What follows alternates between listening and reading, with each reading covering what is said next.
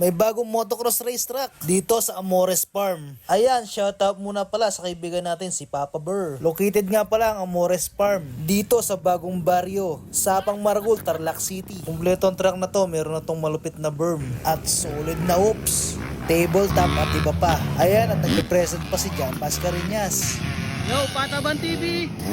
Wow! Jerry Ponce! Jan Mascareñas! Leo Manjari! Para si Kay Mortar! Okay, what's up mga kaibortal? Kasama natin, Joben! Joben! Sikat Adventure! Sikat Adventure, Lagi yan. mong kinakalimutan na! Parang hindi ako kita follower ah! Sabi ko! Joben. Alam mo, anong diskarte? Pumili ka rin, no? Magbibigyan ng 50 pesos. Ayun na. Namimigay sila ng 50 pesos! Pumili ka! Hindi ikaw na lang! At dito sa part na to, may nanghiram ng motor ko. Gusto daw ma-experience mag-racetrack. Ayun, muntik pang nadali. Yan pala si Ma'am Agata, isa sa may-ari ng Amores Farm. Maya-maya lang ay muntik na naman masemplang si Ma'am.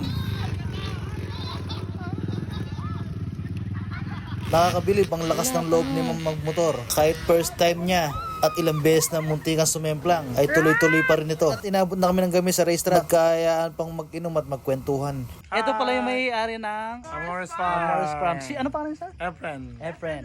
Thank you sir. Okay, bye.